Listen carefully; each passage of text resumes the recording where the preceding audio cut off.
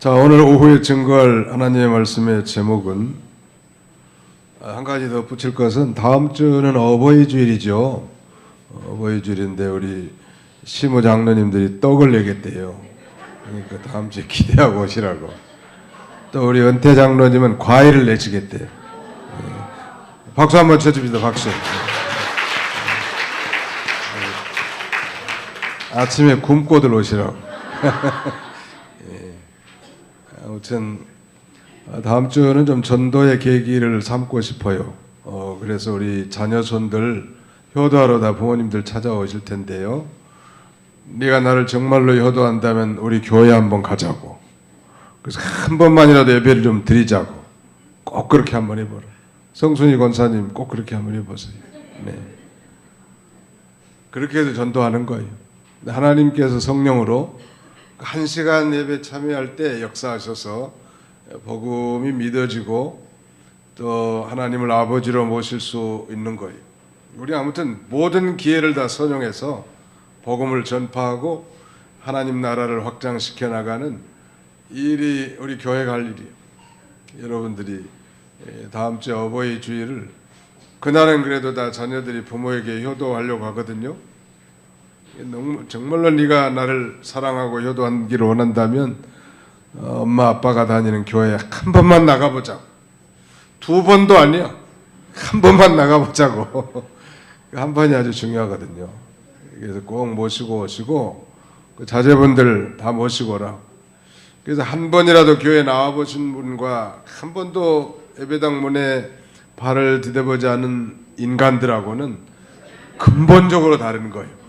근본적으로 제가 그 올해 목회하면서 느낀 건 초등학교 때 성탄절이나 여름 성경학교 때 떡 얻어 먹으라고 한 번이라도 다닌 친구들과 생면부지의 사람하고는 전혀 달라요. 그러니까 교회에 대한 긍정적 생각을 가지고 있다는 거예요. 아내가 성탄절에 행사에도 참여했고 떡도 얻어 먹어본 적이 있다. 이런 친구들은 훨씬 교회에 대해서 부드럽고 긍정적이에요. 한 번도 교회를 나가본 적이 없다. 그거 좀 묵은 밭과 같아서 자라나기가 쉽지 않아요. 한 번이라는 게 얼마나 중요한지. 그래서 우리 미국 선교사들이 소위 학원 선교, 병원 선교들 많이 했는데요. 학교를 세워가지고 평생 몇 대조부터 다 불교 신자들인데 학교를 미션 스쿨 기독교 학교를 들어갔네. 그러니까 점수 따야 되니까 할 수 없이 예배도 참여해야 되고 경건 점수도 내야 된단 말이에요. 그러다가 복음을 듣고 주님 앞으로 돌아온 친구들 많고요. 또 병원들, 예수님의 이름으로 세워진 예수병원, 전주에 가면 예수병원이라는 데가 있는데 그런데 육신의 병 고치러 가지만 또 영혼의 병도 고침을 받게 되는 거예요. 그러니까 우리가 이 나가서 전도하는 건 낚시에서 하나씩 건져온 거라고 한다면 학원 선교하고 병원 선교 이런 건 그냥 거대한 그물을 받쳐가지고 엄청난 물고기를 다 이렇게 인간 물고기를 다 전도하는 그런 효과가 있습니다. 그래서 우리가 개교에도 중요하지만 교단적으로 연합하는 그런 활동 그것도 다 합력해서 선을 이루시고 하나님의 뜻을 이뤄 나가는 것입니다. 자, 우리 옆에 사람 쳐다보고 우리 졸짐합시다. 인사하고 졸짐합시다. 예.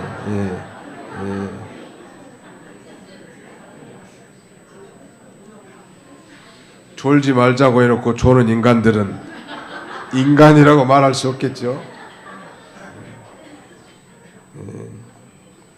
오늘 오후에 증거할 말씀의 제목은 반석에서 물을 내심. 따라합시다. 반석에서 물을 내심. 어디에서 물을 내요? 벌써 이 말부터 어폐가 있잖아요. 물은 웅동에서 낸다든지 땅 속에서 물을 낸다든지 이건 상식에 맞는 말인데 반석이라는 건 엄청난 큰 바위 속에서 그것도 반석을 쳐서 물을 내겠다는 거. 이건 참 하나님은 이 불가능이 없으세요. 자, 과거에 저 나일강 흐르는 젖줄기 같은 엄청난 물을 피로 바꿨던 그 하나님께서 어떻게 반석을 쪼개서 백성들 마실 생수를 못 내겠냔 말이에요. 하나님은 불가능이 없으신 거예요. 믿으시기 바랍니다. 그게 신앙 아니요? 지난 시간에 우리가 이 광야에서 만나를 먹이신 일도 있었는데 하나님이 역사하신 것이죠. 과거에 하나님께서 마라의 쓴물 사건에서도 있었습니다만 또 물로 인해서 이 백성들을 지금 시험하는 거예요. 그때도 실패했지만 긍휼히 여기셔서 또 인도해 주셨고, 이번에는 이제 출애굽을 조금 더 진행해 가지고 신광야에서 조금 더 가다가 르비딤이라고 하는 이 지역에 당도했는데 역시 마실 물이 없는 거예요. 마실 물이 없으니까 대번에 이 믿음 없는 족속들은 하나님 백성의 지도자와 다투고 또 원망하는 거예요. 그런데 이 신자가 원망하는 소리를 하나님이 다 들으신다고 했습니다. 오늘 새벽에도 살펴봤습니다만 그 앞으로 한번 넘어가 보세요. 16장 7절 한번 보실까요? 아침에는 너희가 여호와의 영광을 보리니 이는 여호와께서 너희가 자기를 향하여 원망함을 들으셨습니다. 또 8절 하반절에도 우리가 누구냐 너희의 원망은 우리를 향함이 아니요 여호와를 향함이로다. 또 그 앞에 8절 중반절 보면 이는 여호와께서 자기를 향하여 너희가 원망하는 그 말을 들으셨습니다. 9절 하반절에도 원의 종이 말하기를 여호와께 가까이 나오라 여호와께서 너희의 원망함을 들으셨느니라 하라. 12절 내가 이스라엘 자손의 원망함을 들었노라. 나는 곧 여호와 하나님이죠. 하나님께서 이렇게 반복해서 백성들이 하는 그 원망하는 소리를 다 들으셨다는.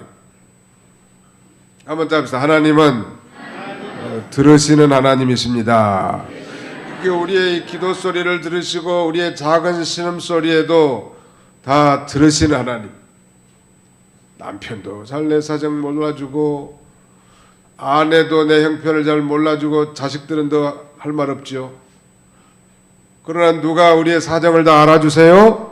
알아주시고 들어주시고 그 다음에 때가 되면 해결해 줄 수 있는 전능하신 그분이 곧 우리 하나님 아버지시란. 르비딤에서 또 물이 없으니까 영락없이 다투고 시험하고 하나님 우리가 가운데 계신가 안 계신가 시험하는 거예요.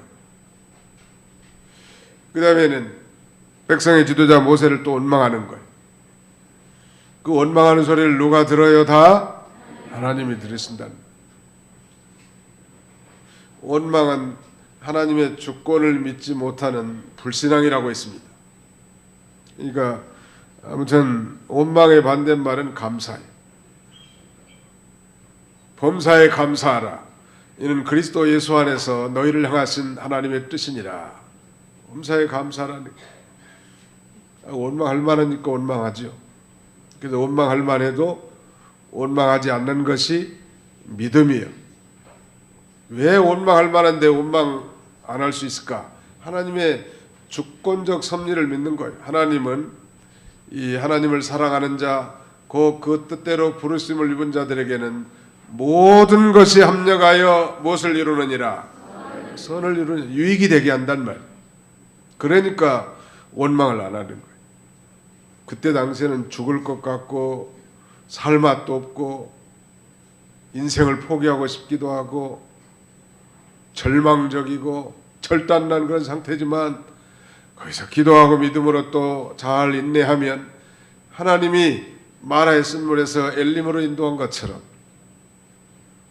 안식과 위로를 얻게 하고 또 살 소망을 주시는 하나님이시는. 믿음 있는 모세는 원망 대신에 하나님 앞에 또 엎드리는 거예요. 어떻게 하겠어요? 하도 많은 그 수많은 하나님의 기적적인 역사를 보고 체험하면서도 틈만 나면 원망 불평하는 이 자기 백성들에게 뭐라고 말할 수 있겠냐는 거예요. 하나님 앞에 엎드려서 기도하는. 어저께 미국에 어떤 장로님한테 전화 와가지고 아유 목사님 나 힘들어서 죽겠습니다. 나는 죽겠다는 말 하는 사람 별로 안 좋아하거든. 아니 죽겠으면 죽으면 될 거 아니에요. 그리고 죽음의 문제라는 것은 하나님 소관 아니요? 생사화복의 주관자이신. 너무 힘들겠다니. 자기는 정말 교회를 바로 세워나가 보려고 하고 애를 쓰는데 성도들이 자기를 원망하고 알아주지도 않고 그렇다는 거예요. 그 장로님 얼마나 힘드시냐고. 그 지도자가 다 지도자에게 해당하는 몫이라고. 그러나 그렇게 죽겠다고 하지 말고, 죽겠다고 나한테 얘기하지 말고 하나님께 얘기하라. 염통을 찌르는 말 한마디 했죠. 기도하라 이거요. 이건 어려운 환경을 준 건 자기가 하나님께 부르짖고 기도하라고 하는 거지, 신세 타령하고 남에게 하소연하라는 거 아니죠. 그게 지도자가 가는 길이요. 모세는 수많은 하나님의 기적을 체험하고도 틈만 나면 불평 원망하는 이스라엘 백성들에 대해서 뭐라고 거기다 책망하며 설교하겠단 말이에요. 그저 하나님 앞에 무릎 꿇는 거예요. 주여, 이 백성들에게 마실 물이 없어서 저렇게 불평하고 따지고 원망하는데 어찌하겠습니까? 그때 하나님의 응답이 내려온 거예요. 장로들과 함께 내 손에 지팡이, 과거에 나일강을 쳤던 그 능력의 지팡이를 가지고 산 꼭대기에 반석 앞에 서라. 내가 거기에 일어서 있겠다고. 그리고 반석을 치면 그 반석이 쪼개져서 거기서 물이 나올 거라고. 모세는 하나님이 시킨 대로 그대로 산에 올라가는 거. 뭐 웅덩이 쪽으로 논두렁으로 간 게 아니에요. 산으로 올라가. 산 꼭대기인지 중턱인지는 알 수 없지만 엄청난 반석이 있는데 하나님이 그 앞에 서고 모세가 지팡이를 쳤더니 그 반석 속에서 생수가 콸콸콸 쏟아져 나오는 거예요. 그래서 백성들이 마시는 거예요. 여러분, 장정만 60만이면 남녀노유를 다 합하면 약 200만에서 250만 명 되는데 엄청난 숫자 아니에요?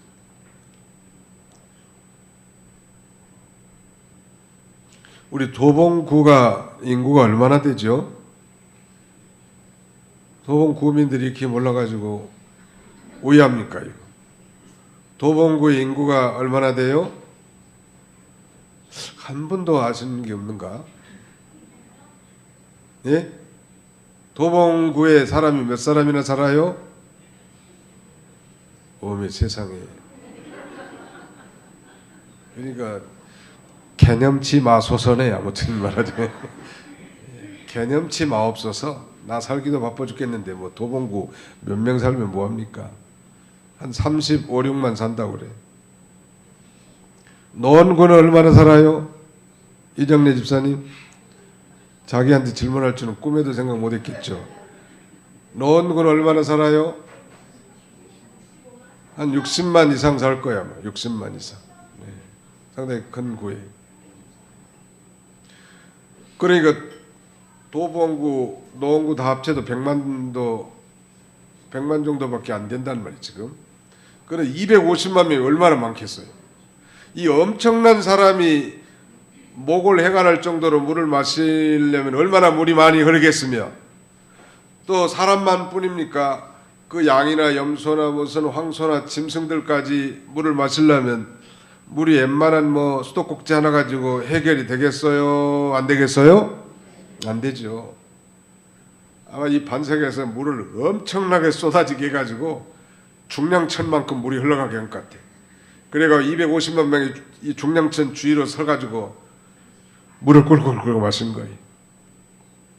그것도 산에서 이렇게 시내를 이루면서 물이 쭉 내려오는 거죠. 참 하나님은 대단하신 하나님이시죠. 이런 사건을 통해서 우리가 배울 수 있는 세 가지 중요한 교훈은, 하나님이 여기 계신가 안 계신가 시험하고 불평했던 백성들에게 하나님이 너희를 애굽에서부터 지금까지 앞으로도 하나님이 인도자가 되심을 증명해 주는 거예요. 하나님이 인도자가 되주신다.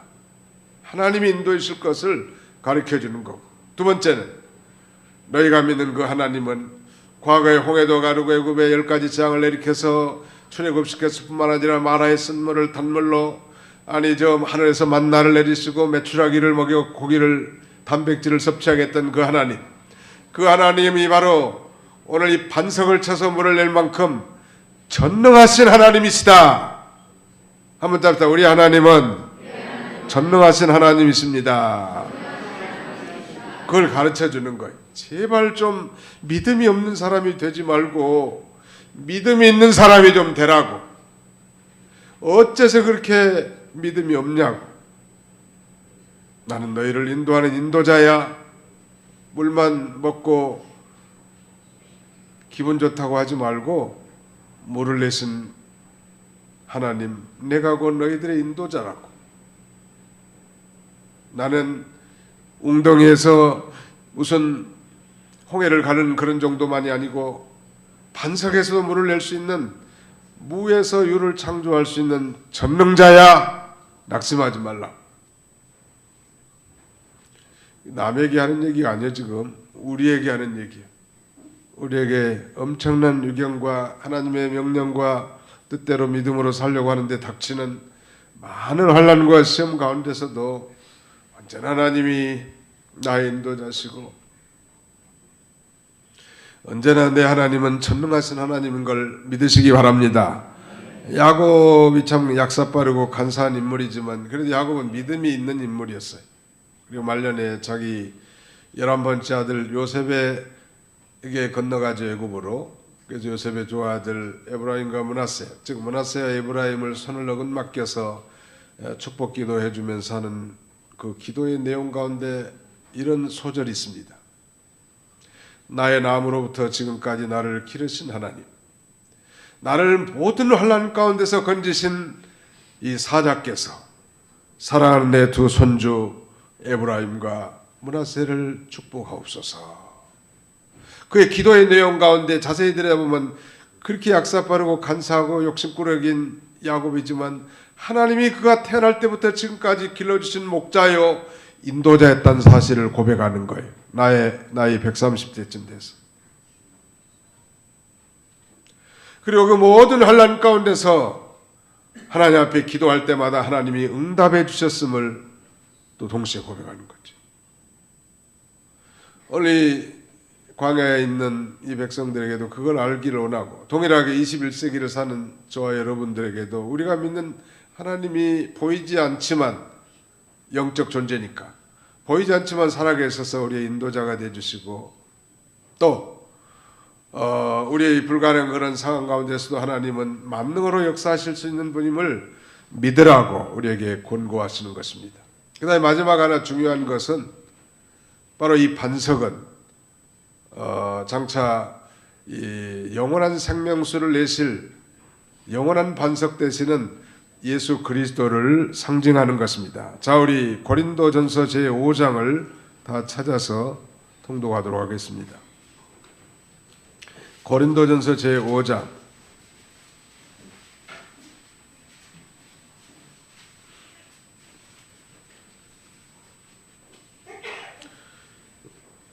몇 절이에요?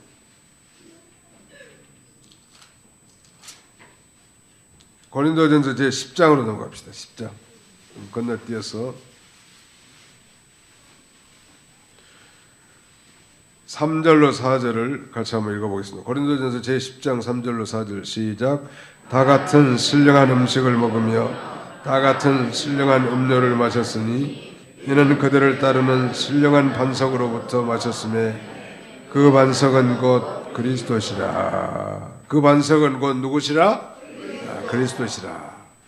그러므로 이스라엘 백성들이 그냥 물 나온 것만 좋아가지고 육신의 목마름만 해결했다면 그건 아무것도 아닐 텐데, 사실은 이 반석은 장차 오실 메시아, 우리에게 이 구원과 영원한 생명을 주실 생수 되시는 이 그리스도를 상징하는 것이었습니다. 그러므로 사람이 사는 것은 하나님께 있다. 사람이 사는 것은 바로 그리스도에게 있음을 가르쳐주는 거예요. 그러니까 우리가 이 세상 살면서 하나님이 주신 그 선물 그런 정도로 만족하지 말고 그 선물을 주신 하나님으로 만족하시기 바랍니다. 사는 것이 누구에게 있어요? 하나님께 있는 거예요. 누구 바지가랑이만 물고 늘어지면 살통이 생겨요? 네, 그렇죠.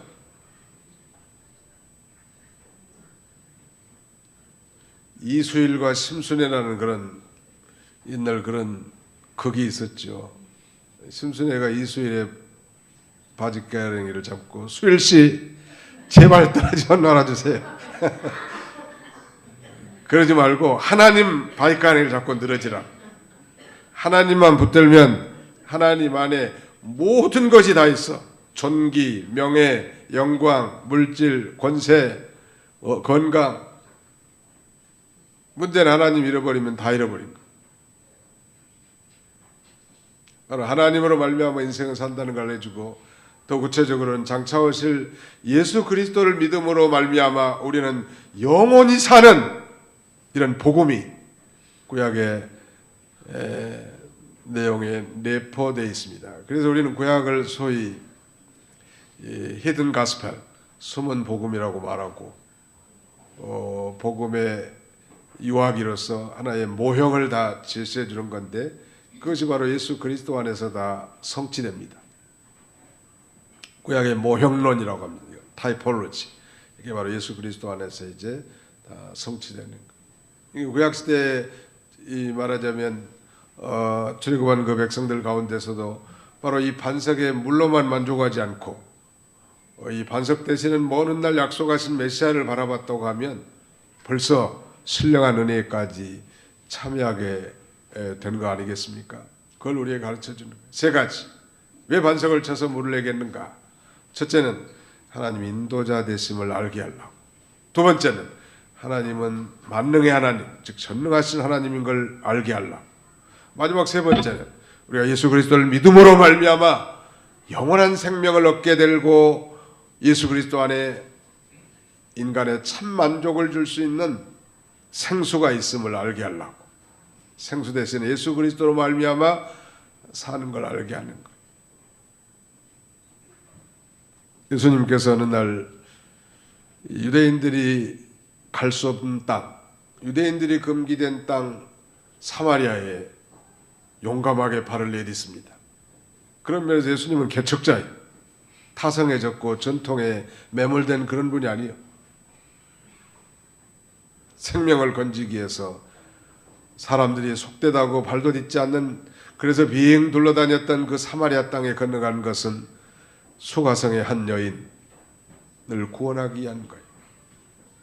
우물가에 앉아서 대낮에 물길로 온 여인에게 내게 물 좀 다오라고 이렇게 말을 건네기 시작하면서 결정적으로 이제 요한복음 4장 13절 이하에 이 물을 먹는 자마다 다시 목마르니와 내가 주는 물을 마시는 자는 영원히 목마르지 아니하리니 내가 주는 물은 그 속에서 영생하도록 솟아나는 샘물이 되리라.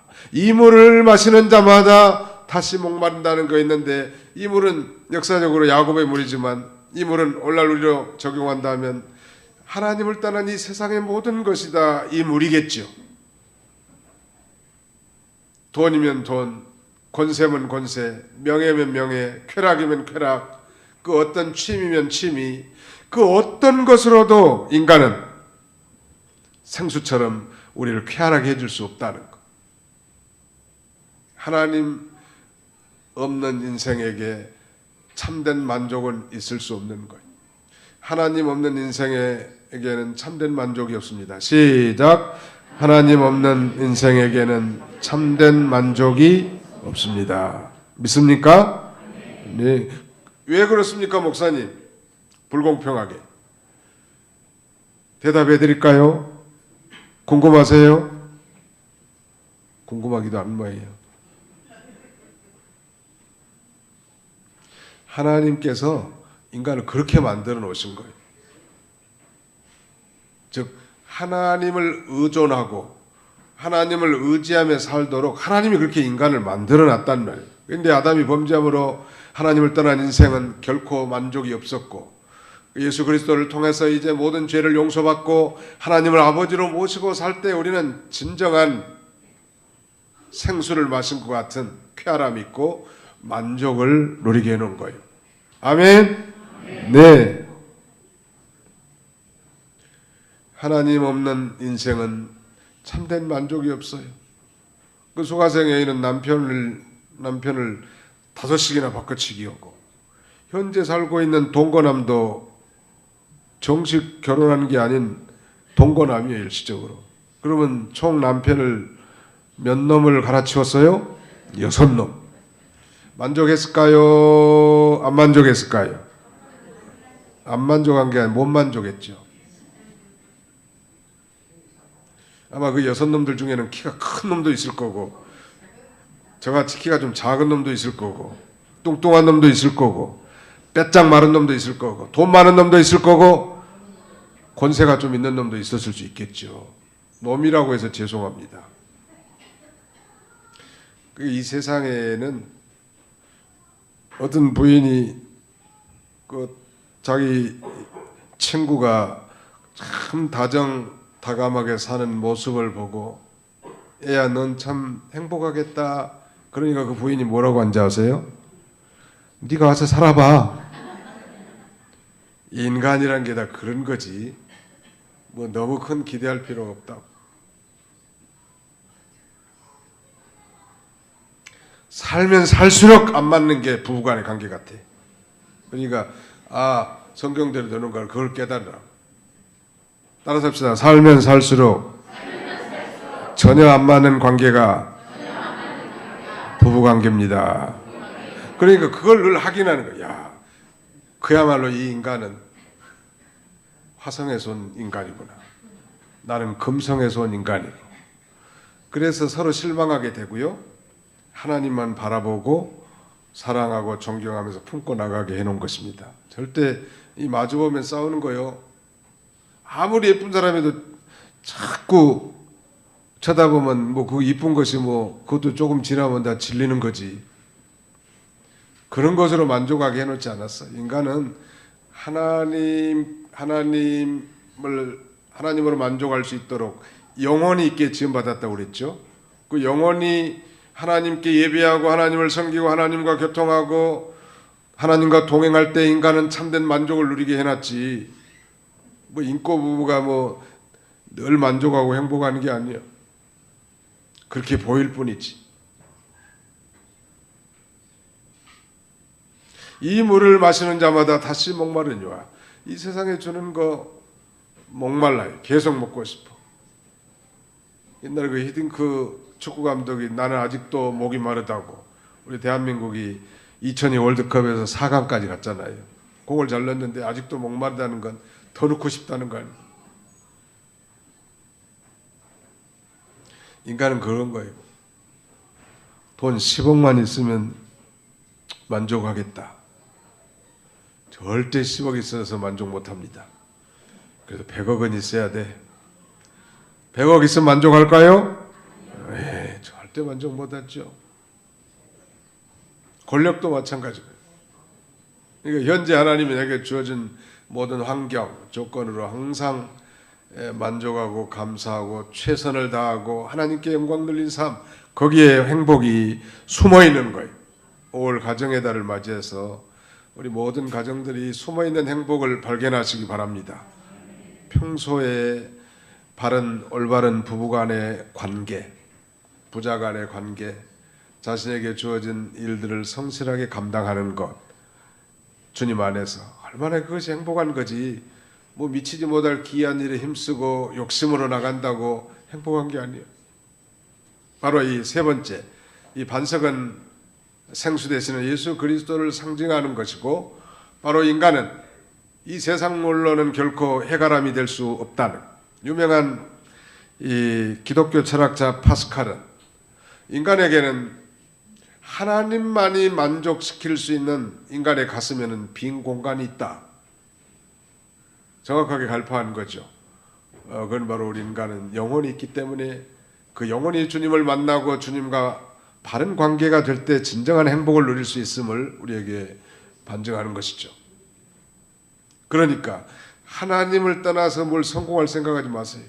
그건 어떤 면에서는 성공이 아니고 실패고 저주일 수도 있습니다. 그러나 세상에서 정말 내가 원하는 대로 되지 않은 일들, 어려운 사건을 만난다 할지라도 내가 하나님과의 바른 관계에 있다면 그것은 진정한 축복이죠. 그리고 허상을 쫓아다니지 말고 실상을 쫓아다니고, 실상.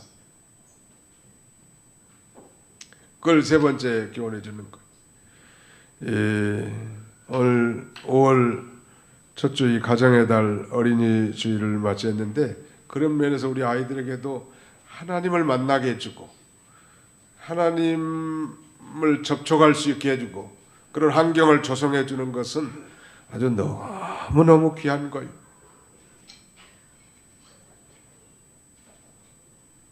그 강남의 어떤 부자는 믿음도 좋은데 돈도 많아. 그 자기 어린 자녀들을 위해서 과외 선생님을 두었는데 영어 수학 과외 선생님을 드린 게 아니고 성경을 잘 가르치는 집사님인지 전도사님을 강사로 드렸대요. 우리 아이들에게 성경 가르쳐 달라고. 나는 참 그분이 존경스러워. 말로만 들었지만 아이들에게 적어도 하나님을 알도록 잘 가르쳐만 놓으면요, 이 아이들이 비록 엄청난 부자로 살지는 못한다 할지라도 그의 인생이 행복한 인생을 살 수 있는 거예요. 믿으시면 아멘 합시다. 하나님을 알게 해주는 거예요. 그러면 이제 그 인생은 하나님이 책임져 줄 거니까 우리가 걱정할 게 없다는 거예요. 하나님으로 산다는 걸 아마 이 최고한 이 200만 이상의 이스라엘 백성들도 알기를 하나님이 간절히 원했을 거예요. 내가 너희 인도자야. 나는 불가능이 없어. 그리고 장차 너희들은 나로 말미암아 사는 거야. 나만 따라오고 나만 사랑하고 나만 의지하고 나만 믿고 따라와. 원망만 하지 말고 불평하지 말고. 그것이 오늘 본문이 주는 중요한 교훈입니다. 이런 복된 성도들이 다 되시기를 주님의 이름으로 축원합니다. 기도합시다. 살아계신 아버지 하나님께서 반석을 쳐서 물을 내시는 사건을 통하여 온 많은 백성들과 달리 백성의 지도자 모세가 하나님께 기도함으로 산 꼭대기의 이 반석 앞에 서서 자신이 가지고 있는 지팡이로 반석을 쳐서 물을 내게 하신 것은 하나님이 이스라엘 백성들의 인도자요, 그분은 만능의 주님이실 뿐만 아니라 이스라엘 백성들이 사는 것은 하나님께 있음을 알게 함이라 했사오니, 자비로우신 하나님, 우리도 이 땅에서 어려운 난관을 만날 때마다 이 말씀을 기억하고 낙심하지 아니하고 주님을 의지하고 주께 부르짖음으로 말미암아 주님으로 말미암아 살아가는 그런 저희들이 다 되게 하여 주시옵소서. 우리 아이들을 축복해 주시고 어렸을 때부터 하나님을 경험하고 만나고 그 하나님을 잘 알아가도록 하나님이 축복해 주시고, 그래서 아름다운 축복의 가정들이 다 되게 해 주시옵소서. 예수님의 이름으로 기도하옵나이다. 아멘.